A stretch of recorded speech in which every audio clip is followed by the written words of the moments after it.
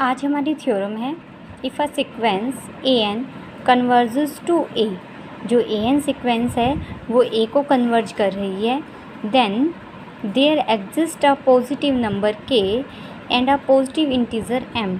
मुझे कोई positive number मिलेगा, पॉजिटिव नंबर का मतलब कोई पॉजिटिव रियल नंबर मिलेगा, एंड अ पॉजिटिव इंटीजर का मतलब एक नेचुरल नंबर मिलेगा m, such that mod of A n is greater than k for all n greater than equal to m. यानी अगर कोई सीक्वेंस कन्वर्जेंट है तो उसके लिए मुझे एक रियल नंबर के मिलेगा कि एक स्टेज के बाद वाली सारी टर्म्स उस नंबर से बड़ी होंगी।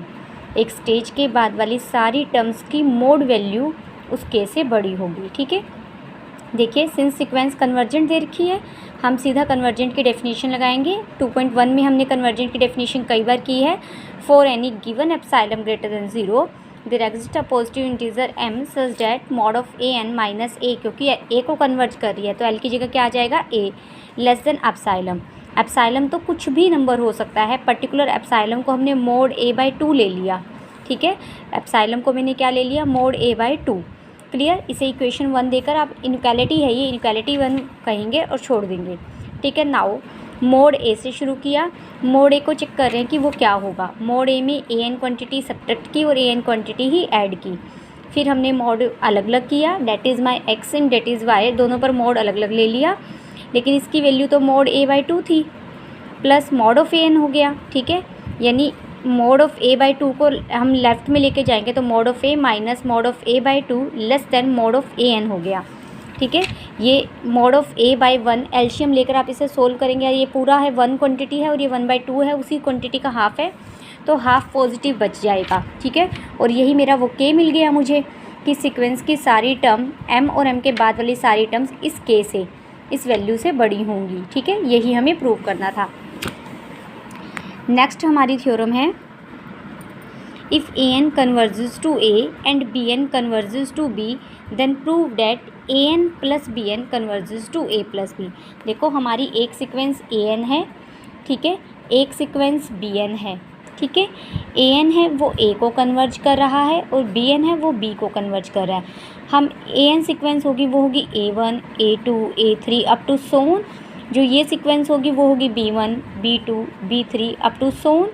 हम एक नई सीक्वेंस बना रहे हैं कोरोस्पोंडिंग टर्म्स को ऐड करके, यानी A1 प्लस B1 पहली टर्म ये है, दूसरी टर्म है A2 प्लस B2, तीसरी टर्म है A3 प्लस B3।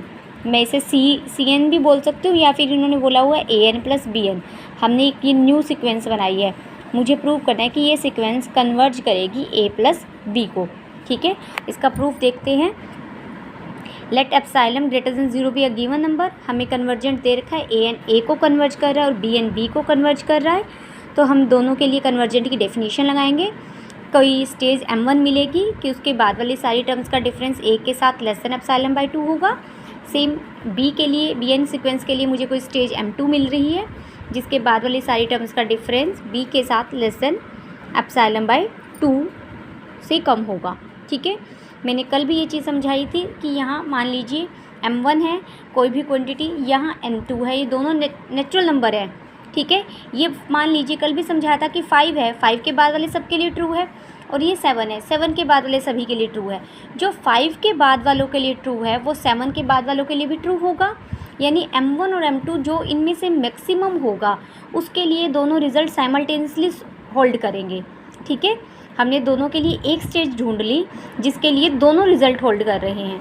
अब हमें क्या प्रूव करना है कि AN plus BN A plus B को कन्वर्ज करे। इस सीक्वेंस का A प्लस बी के साथ डिफरेंस चेक कर रहे हैं। हमने छोटा सा रिजल्ट लगाया कैलकुलेशन की, इनके बीच का डिफरेंस लेस देन एप्सिलॉन आ गया, hence AN plus BN sequence है वो A प्लस बी को कन्वर्ज कर रही है। इसके सारे पार्ट बिल्कुल सिमिलर हैं, आपने ये सारे पार्ट आज पढ़ने हैं। कोई डाउट होगा तो कल मैं आपका डाउट लूँगी।